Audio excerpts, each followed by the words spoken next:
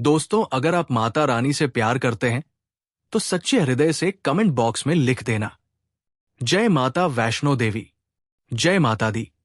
माता रानी आपके घर में दौड़ी चले आएंगी। मां के लिए एक लाइक तो बनता है। दोस्तों, हमारे हिंदू धर्म में देवी के अनेक स्वरूप कहे गए हैं, जिसमें वृक्षों को भी माता का स्वरूप कहा जाता है। तो आज मैं आप लोगों को पाबंद पावनी वृक्ष के बारे में बताऊंगा। नवरात्रि का पावन पर्व चल रहा है।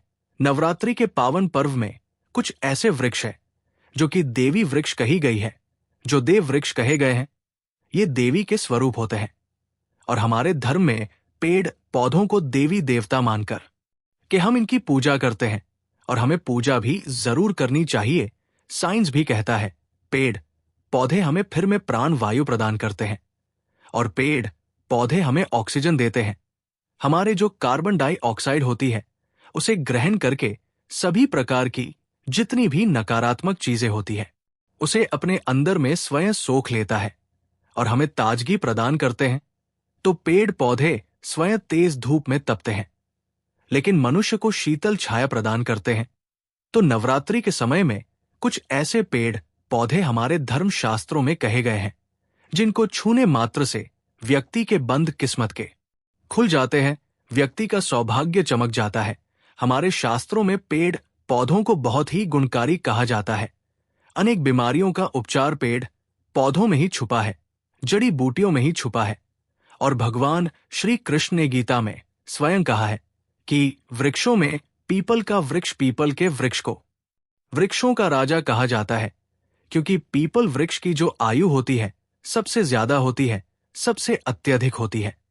इसलिए भगवान श्री कृष्ण ने गीता में स्वयं कहा है कि मैं वृक्षों में पीपल का वृक्ष हूं।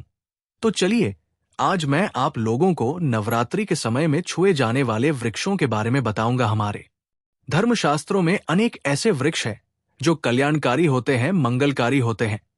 अगर इस वृक्ष को छू लेते हैं तो आपकी सभी प्रकार की परेशानी है, सभी प्रकार के कष्ट हैं, सब समाप्त हो जाते हैं। खास करके नवरात्रि के समय में, नवरात्रि के समय को शक्ति का पर्व कहा जाता है, जो मनुष्य को शक्ति प्रदान करता है, सिद्धि की प्राप्ति होती है। शक्ति पर्व क्यों कहा जाता है? क्योंकि इस समय अचेत जो वस्तु होती है वो भी चेतना युक्त हो जाती है। अर्थात इस समय जो शक्ति हमारे धरती लोक में आ जाती है, नव दुर्गा को क्या बोल सकते हैं? हम शक्ति बोल सकते हैं। तो माता रानी इस धरा पर आती है, इस पृथ्वी पर आती है तो जितने भी पेड़ पौधे जीव जंतु है, चल अचल सभी प्रकार की जो वस्तु है, इन सब में प्राण आ जाते हैं, इन सब में शक्ति निहित हो जाती है, जागृत हो जाती है। तो इस समय कोई भी पेड़ पौधे को जाकर के छोटे हैं, खास करके देवी स्वरूप कहे गए जो पेड़ पौधे होते हैं, अगर आप जाकर के इसे छू करके आते हैं तो आपके जीवन की परेशानी है, दुख है, तकलीफ है, कष्ट रोग है, परेशानी है, कलह कलेश है, जीवन में चल रही बहुत बड़ी समस्या है, सब समस्या समाप्त हो जाती है। आज मैं आप लोगों को 3 पौधों के बारे में बताऊंगा और ये तीनों पौधे बेल वृक्ष कहे जाते हैं। वीडियो को ध्यान से देखना। आजकल वीडियो मिस कर दिया तो फिर सारी जिंदगी आपको पछताना पड़ेगा, क्योंकि अधूरा ज्ञान हमेशा अधूरा ही फल देगा। अधूरा ज्ञान खतरनाक साबित होता है, क्योंकि नवरात्रि ही एक ऐसा पर्व होता है, एक ऐसा समय होता है, केवल 9 दिनों के भीतर में आपको लंबी पूजा पाठ करने की जरूरत नहीं पड़ती। केवल 9 दिनों के भीतर में ही आप अपनी समस्या को, आप अपनी गरीबी को स्वयं अपनी आंखों से समाप्त होते हुए देख सकते हैं। मैं जिन वृक्षों के बारे में बता रहा हूं, ये सारे वृक्ष आपको अपने घरों के आसपास में बहुत ही आसानी से मिल जाएंगे। वीडियो में आगे बढ़ने से पहले, जानकारी बताने से पहले, अभी तक कमेंट बॉक्स में जय माता आदि नहीं लिखा है तो जय माता दी जरूर लिखना। जब आप हमारे कमेंट बॉक्स में जय माता दी लिखते हैं तो हमें भी काफी हर्ष होता है, काफी उल्लास होता है। आप हमारी वीडियो को लाइक करते हैं तो हमारा मनोबल बढ़ता है और आप सभी लोगों के लिए इस प्रकार ज्ञान भरी जो अच्छी अच्छी जानकारी होती है, हम आप सभी लोगों के लिए लेकर के आते हैं। तो अगर आप इस प्रकार की जानकारी में दिलचस्पी रखते हैं, हमारे चैनल को अगर आप सपोर्ट करना चाहते हैं तो हमारे चैनल को सब्सक्राइब कर हमारा सपोर्ट जरूर करें। हम सरल से सरल और ताकतवर उपाय बताते हैं, जो उपाय बहुत ही सरल होते हैं, बहुत ही आसान होते हैं। और ये रामबाण की तरह काम करते हैं। जिस प्रकार प्रभु राम के जो बाण होते हैं अचूक होते हैं, उसी प्रकार मेरी वीडियो में बताए गए जो उपाय होते हैं अचूक होते हैं, कभी भी प्रभावी नहीं होते। तो वीडियो को ध्यान से देखना। कौन से ऐसे 3 वृक्ष हैं जिनको हमें छूकर के नवरात्रि के समय में जरूर आना चाहिए, एक खास बात सभी दर्शकों को बताना चाहूंगा। नवरात्रि के समय में जितना ज्यादा हो सके वे वृक्ष की पूजा जरूर करना। वे वृक्ष में कई प्रकार के वृक्ष आते हैं। चलिए मैं आप लोगों को बताना चाहूंगा कौन से वृक्ष को छूने से हमारी गरीबी मिटती है। पहला जो वृक्ष है बेल का वृक्ष है। जो बेल का वृक्ष है ये वृक्ष माता पार्वती के पसीने से उत्पन्न हुआ है। स्कंद पुराण के अनुसार जो माता पार्वती है ये देवी स्वरूप कही गई है, अर्थात ये नव दुर्गा का स्वरूप कहे गए हैं। तो स्कंद पुराण की कथा में कहे गए जो बेल का वृक्ष है माता पार्वती के पसीने से उत्पन्न हुआ है। इसकी डाली में माता पार्वती जद में भ्रम तन में विष्णु एवं समस्त जो हिस्से हैं उसने भगवान शंकर जी बसते हैं। संधिकाल में शिव मंदिर के समीप ये नव दुर्गा मंदिर के समीप जो बेल का वृक्ष है, इसके नीचे में घी का दीपक जलाने से व्यक्ति धनवान गुणवान एवं पराक्रमी बनता है। व्यक्ति की सभी प्रकार के मनोरथ की पूर्ति होती है। हमारे शास्त्र ये भी कहते हैं नवरात्र श्री के समय में अगर कोई भी व्यक्ति, जी हां नवरात्रि के समय में अगर कोई भी व्यक्ति बेल के वृक्ष को माता दुर्गा का ध्यान करते हुए 7 बार छू करके आ जाता है तो ऐसे व्यक्ति की तत्काल अगर उपवास व्रत रखा है, ध्यान से सुनिएगा, जो लोग उपवास व्रत रखते हैं ऐसे व्यक्ति के थकान सुस्ती तत्काल चली जाती है। ध्यान से सुनिए, जो व्यक्ति उपवास रखते हैं व्रत रखते हैं ऐसे व्यक्ति को नवरात्रि के समय जितना ज्यादा हो सके संधिकाल में बेल के वृक्ष को जरूर छूना चाहिए। केवल आप ज्यादा नहीं छू सकते हैं तो 7 बार छू करके जरूर आ जाना और बेल वृक्ष के नीचे में घी का दीपक जरूर जला देना। घी का दीपक जलाएं है तो इसके क्या फायदे मिलते हैं ये भी मैं इस वीडियो में बताऊंगा, क्योंकि जब हम उपवास व्रत रखते हैं तो हमारे शरीर में काफी थकान आ जाती है, हमारे शरीर में ऊर्जा की कमी होने लगती है। हालांकि हमें आध्यात्मिक ऊर्जा प्राप्त होती है, लेकिन हमारे शरीर में ऊर्जा की कमी होने लगती है भोजन न करने के कारण।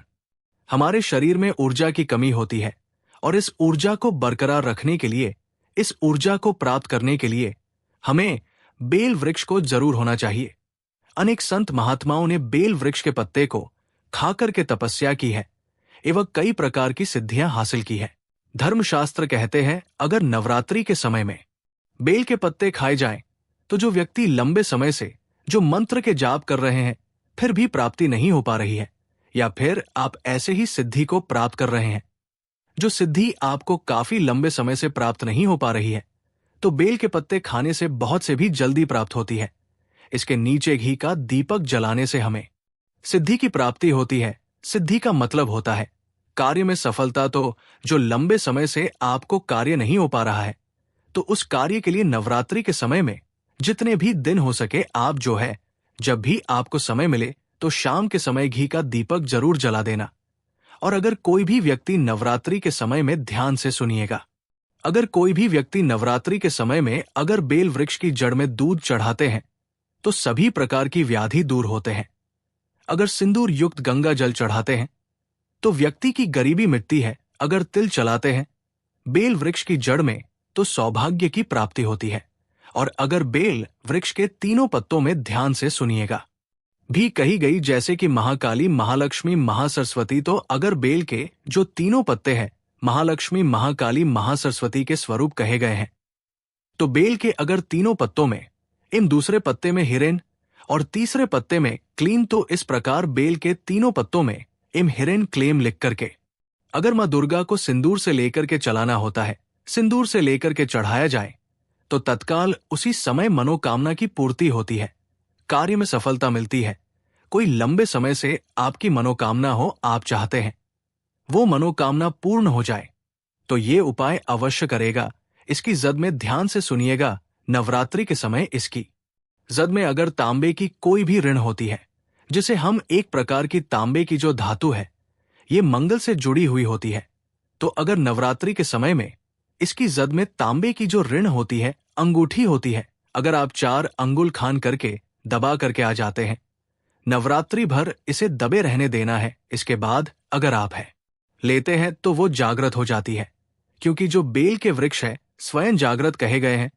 नवरात्रि के समय में इसकी जो और होती है, उसकी जो ऊर्जा होती है अत्यधिक बढ़ जाती है।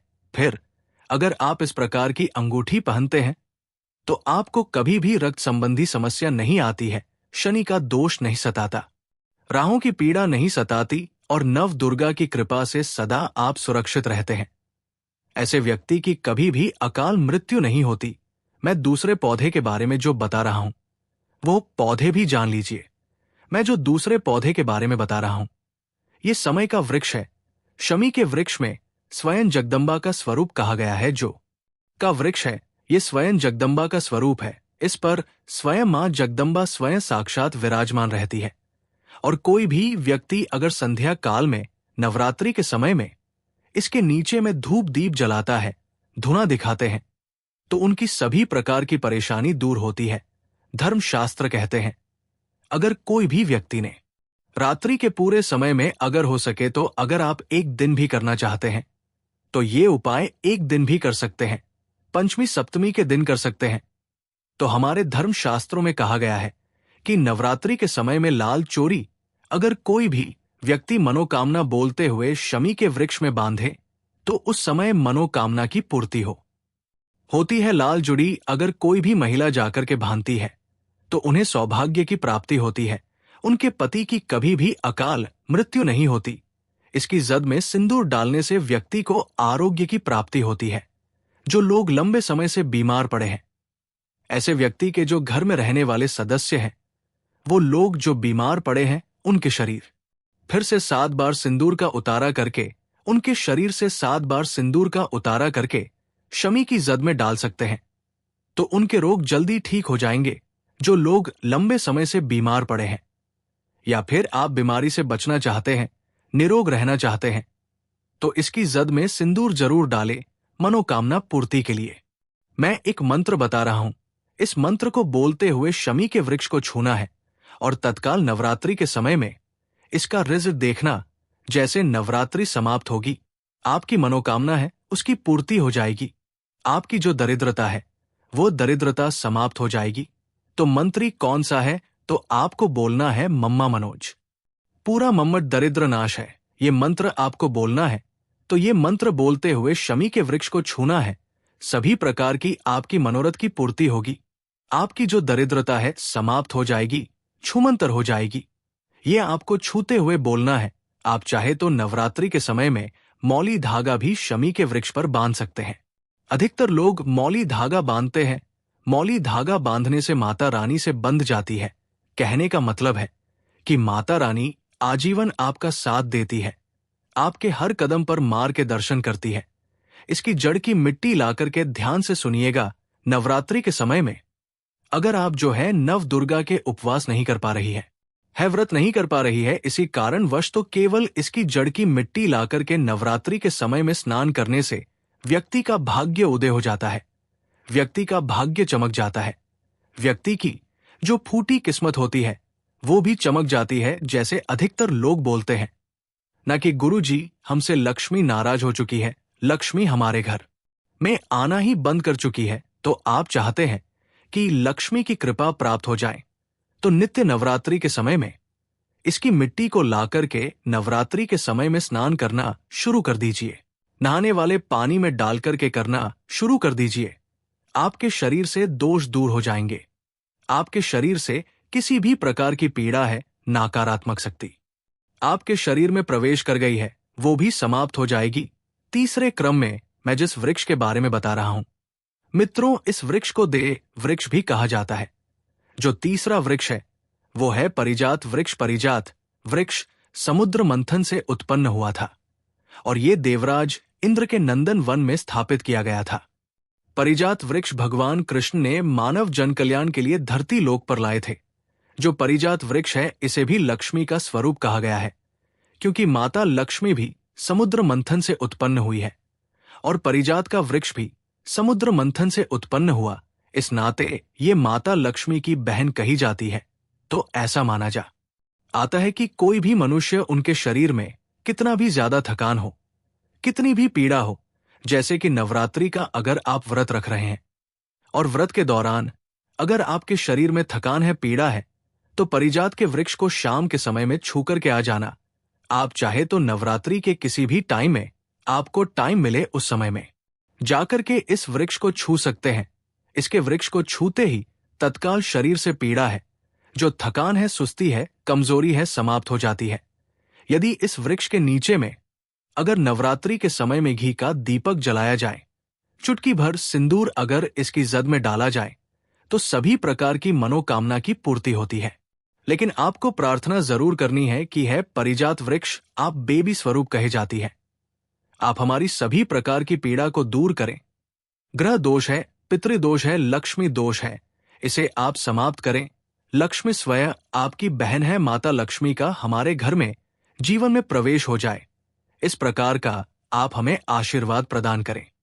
इस प्रकार से आप इनसे जो है मनोकामना बोल सकते हैं, मनोरथ बोल सकते हैं। ये लक्ष्मी की बहन कही गई है क्योंकि समुद्र मंथन से इनका उत्पन्न हुआ है। तो अगर आप भी जल्द धनवान बनना चाहते हैं, आपके जीवन में कोई कामना है, कोई कामना अधूरी रह गई है, तो हमने 3 वृक्षों के बारे में बताया है। इन 3 वृक्षों को नवरात्रि के समय में छूना शुरू कर सकते हैं। और अगर कोई व्यक्ति इन 3 वृक्षों को छू लेता है, ध्यान से सुनी, अगर तीनों वृक्षों को छू लेता है, तो ऐसे व्यक्ति के कार्य सफल होने से, ऐसे व्यक्ति के मनोकामना पूर्ण होने से दुनिया की कोई भी शक्ति नहीं रोक पाएगी। मनोकामना पूर्ति करने के लिए, कार्य में प्रगति प्राप्त करने के लिए, अपनी किस्मत को चमकाने के लिए, सोए भाग्य को जागृत करने के लिए नवरात्रि में ये उपाय जरूर करिएगा। ये उपाय सोने पे सुहागा होता है। ये आपकी जिंदगी को साभार देंगे, आपकी जिंदगी में चल रही परेशानियों को दूर कर देंगे। तो ये जानकारी कैसी लगी, हमें कमेंट सेक्शन में जरूर बताना। और इस जानकारी को अपने तक सीमित मत रखना, इस जानकारी को आगे जरूर शेयर करें। धन्यवाद।